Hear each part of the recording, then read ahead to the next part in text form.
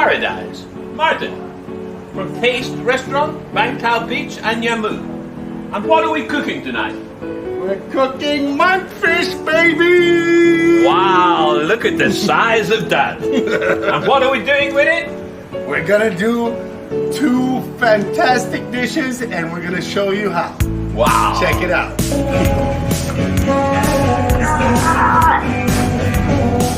Yeah. Right, while Martin is preparing the monkfish, I'm going to get on to dessert. And today we're making a milfoy. Milfoy translates into 1,000 leaves, which is crispy puff pastry. You cook it until it's really well cooked slow, and then you glaze it with ice and sugar. Now we're going to glaze with a fresh fruit jam. Every layer is crispy, and this is just to give it a nice sweet flavor. Alright, finish. We fill the center with a creme patissier. Finish.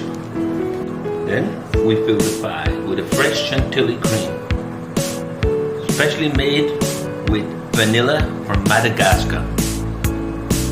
Finish. And now we finished all the layers, and we're going to just dust it with icing sugar on the top before we finish it and make it look orgasmic. And now we're going to put a nice decoration on the cake.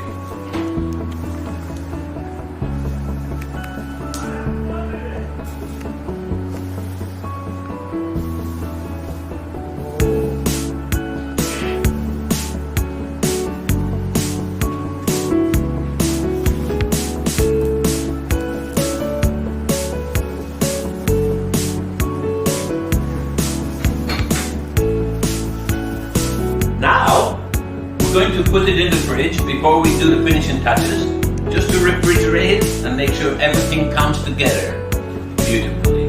Alright, so this is the backbone.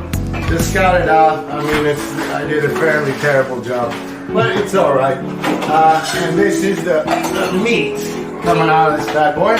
Yeah, you got a bit of meat coming out. I got a little bit of meat for once. And anyway, we're gonna cut this in half. Half is for Liam, half is for myself, and then we'll see what it all's gonna be. I've just cleaned the fillet of monkfish, and now I'm cutting it into medallions to prepare my dish later. Just nicely cut it so that you can get some color and cook it. Look at that beautiful fish. Firm, better than lobster. All ready for the lucky guests who are going to eat it later. Okay, so let's start the sauce. Sauce, that's gonna be the kind of the core of this dish. A little bit of oil, shallots. Sear that up a little bit.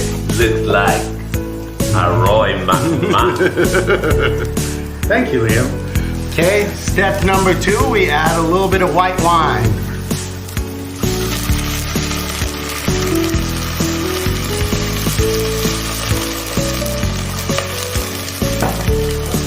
And this sauce requires a bit of sour acidity, so we're gonna add a little bit of white wine with vinegar with that.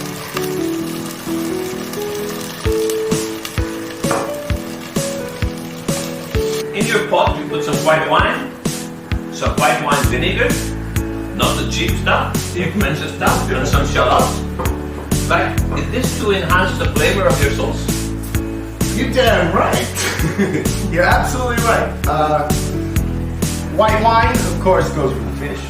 A little bit of white wine vinegar is just the acidity to cut the fat. Later on, we're going to add a little bit of cream, as you see, and a little bit of stock. But the white wine vinegar is really important, so the fat doesn't become globular. Wow, Martin, you know your stuff. All right. Thank you, Liam. I wish I could say the same. Okay, next I'm gonna add a little bit of shrimp stock. Now this shrimp stock, man. So, some of the diners are arriving. Oh, wonderful. Anyway, this shrimp stock was made with not the head, only the body. reduced in water, and until it was quite powerful and strong. Then I added a little bit of white wine and bonito flakes. Bonito flakes is this Japanese dried tuna flakes. We added that in there to add some of that smoky flavor. So here we go. That's gonna go with the white wine and the white wine vinegar.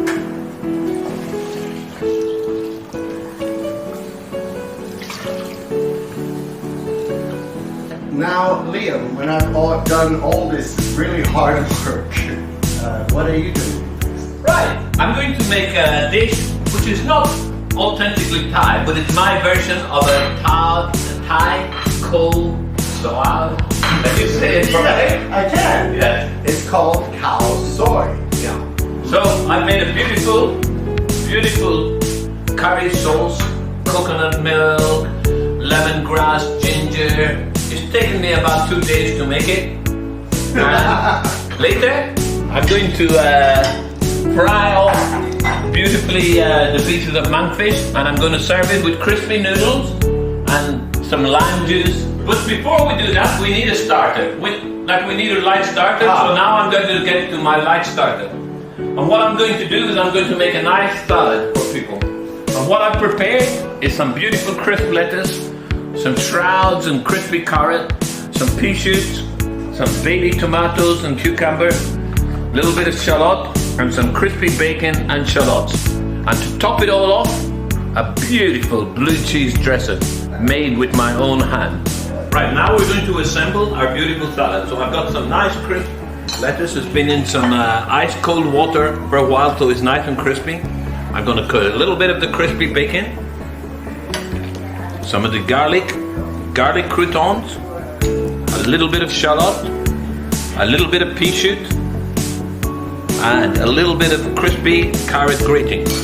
To that, I'm going to add my luscious blue cheese dressing, which everybody will be applauding later. And all it needs now is a little stir and to mix up that beautiful creamy cheese dressing with all the crispy, and then decorate a plate a little bit nicely. Don't mess around like Martin Osland. Like, put it in and just top it so it's nice and high and beautiful. And there you have it, the perfect starter. Blue cheese, crispy bacon, crispy lettuce. The meal starts with a bang. Okay, so just really quickly, I'm gonna make a little bit of a dill oil. Okay, so what we're gonna do is just take a little fresh dill, we're gonna pound this down with a little bit of neutral oil.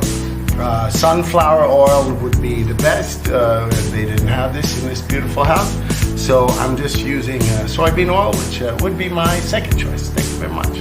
So anyway, we're gonna pound that in, put the oil in, and this will serve as a topping for the cream and white wine sauce. Just to add a little bit of acidity again, we're adding a little bit of lime. You know, again, we're dealing with creamy flavors, so you want a little bit of acidic zing to make it good. So anyway, we're gonna pound that away, and back to the studio and leave. The secret to really, really good food is you gotta taste it. And for me, it's like 20 times. Per dish. So I can already taste that this needed a little bit more vinegar, a little bit more sour. It didn't quite match with the stock, so we adjusted that, and now it's still reducing. Well, it's still tasty.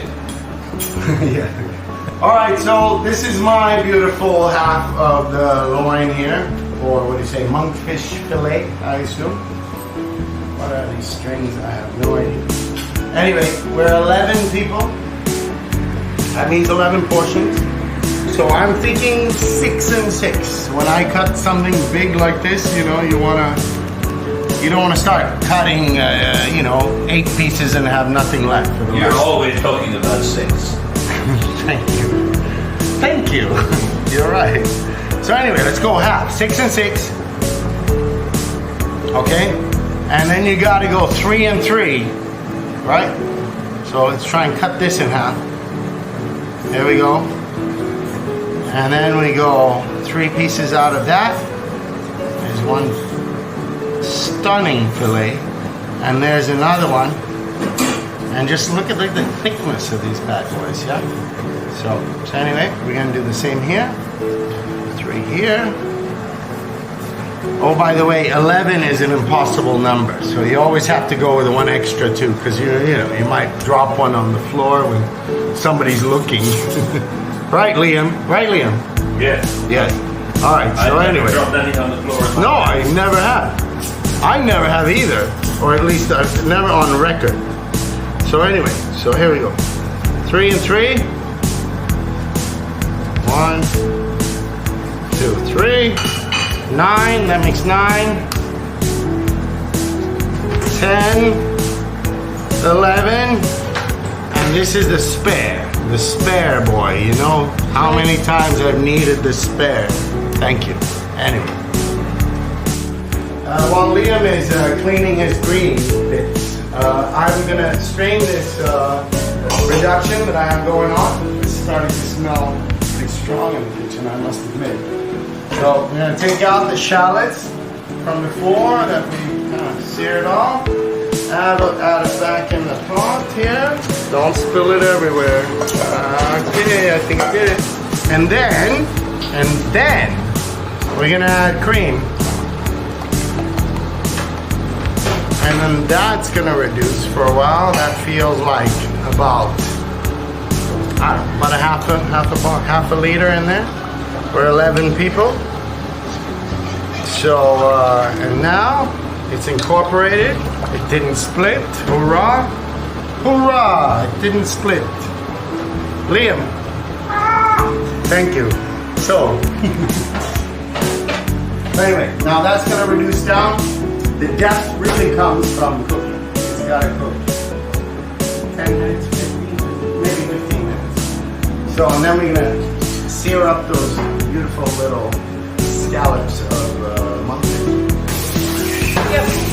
Right now, we're just searing the beautiful medallions of monkfish. Just searing them lightly. We've got the curry sauce from northern Thailand, sent down by my great-grandmother, and it's absolutely delicious. We've got the beautiful noodles there, and later you'll see once we've assembled the dish. Beautiful. Now, just a little bit of that beautiful curry sauce. A little bit of, and a little bit of lime. Look at the beautiful plate. And there you have it. Khao Soi, Liam style. Khao Soi. Khao Soi, Liam style. Thank you very much. Say hello to the dinner guests, everyone. No pressure. I'm just testing the foamer, and I think this will work beautifully. To foam the sauce. This is typical, you know, Michelin star bullshit, but I'm happy to try it out. Oh, yeah. Starting to taste all right.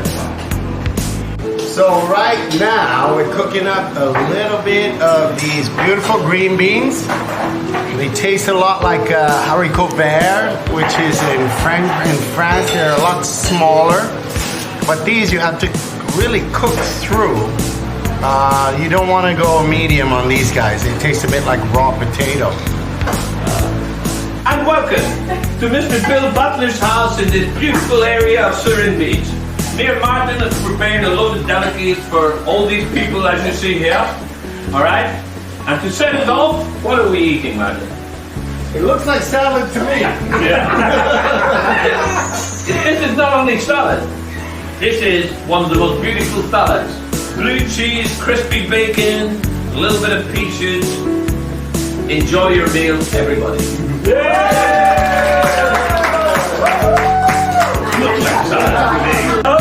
chefs cooking in paradise with the Viking and the Mad Irishman.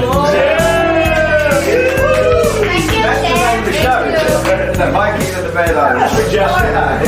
Bill's going with that at the moment, and in the absence of anything else. I just want to say on this salad, it feels a bit like an all-star game going on here. It's like everything I like, you know? I don't know about the grated carrot. But blue cheese dressing, beautiful croutons, bacon, like who doesn't like crispy bacon in a salad? A little bit of shoots, a little bit of, you know, it's definitely love in there, man. You did well. You did well, Liam. The Viking approved! Hot pan, okay? Here we go. We want a nice sear on these bad boys. So, a hot pan is really important.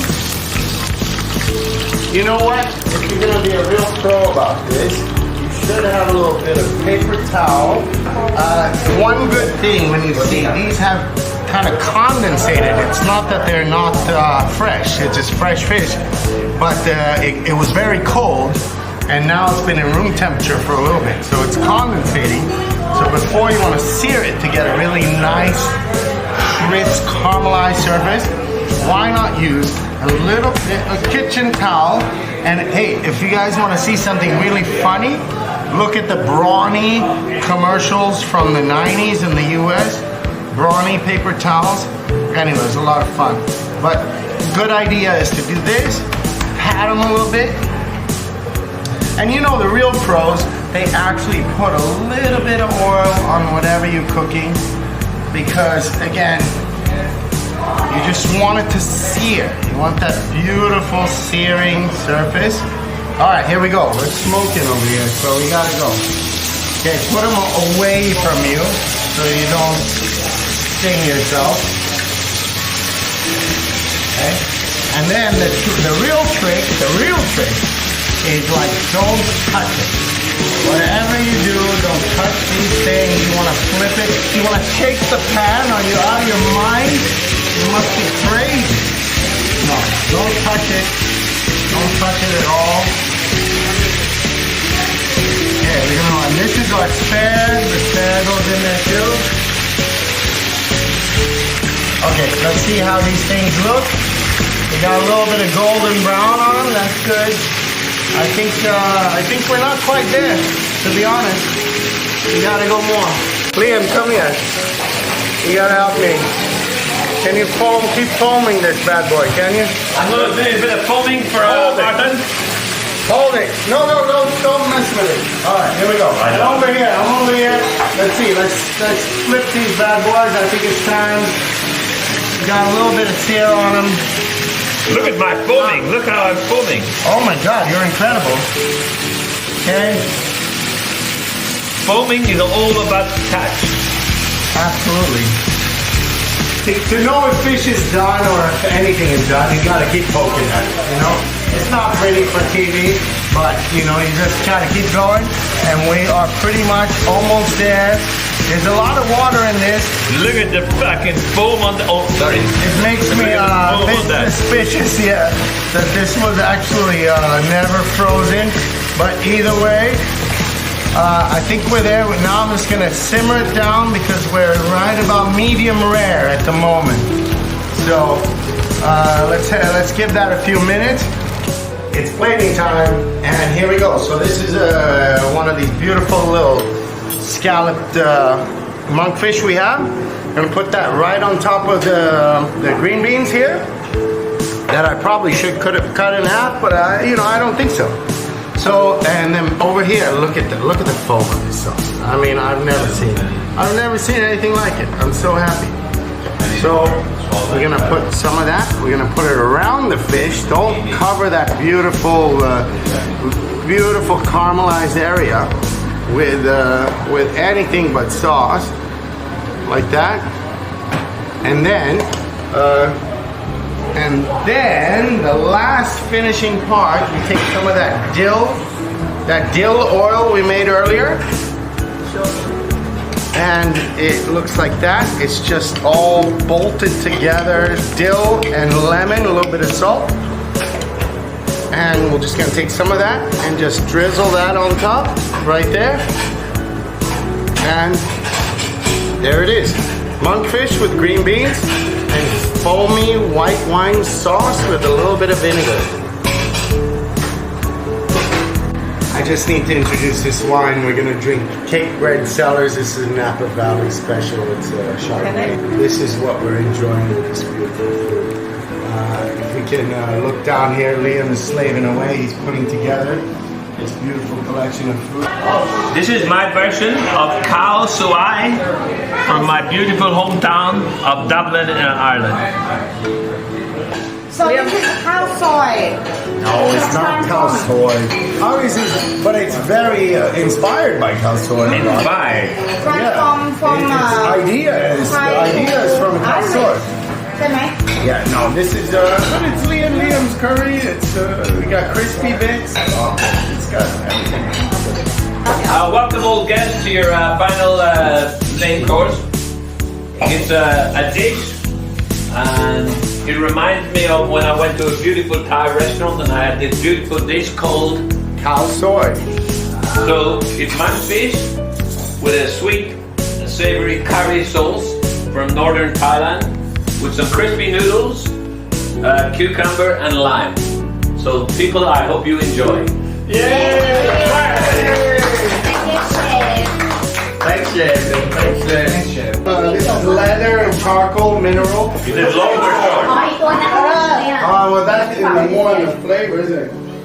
But it's definitely graphite, like pencil, pencil, and Pencil. It's already leather. It's tannin. already minerals, right? Tannins, of course. It's typical French. It's very also a little bit stable, Oh yeah. right? Liam's made this beautiful miel bleu tonight, and we decided that the only accompaniment should have been a Thai sauterne. Now, people may think this is unusual, but I can assure you that the Monsoon Valley make very beautiful, delicious sauternes to be shared with the beautiful dessert that Chef Liam has prepared.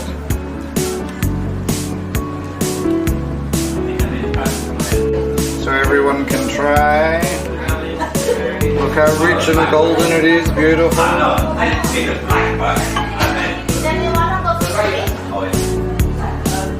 I'm going to be the fish.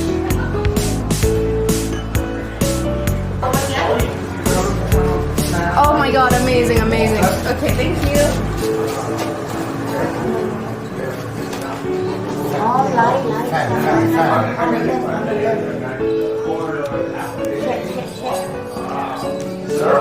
I'd like to thank Bill and Peter for introducing us tonight. There's no need to point. I knew who's the most important person. All right, and I'd like to thank you for hosting us in your beautiful abode. And now with the dessert, we're having millefeuille, like 1,000 leaves, with this beautiful Blossom Hill dessert wine, brought by our professional golfer, Mr. Happy, as I know him. sommelier. Hey, thanks, Evan. And other than that, I want everybody to enjoy and all have a great end to the evening. And it's all going to end with Happy and Rose is going to give us a song. Happy and Rose is going to Don't panic. I'm not sure about that. That's a different rose. Yeah, don't panic, Rose. You do a duet. We've been volunteered for something we haven't agreed to. Wow, a duet. Wow. Liam volunteered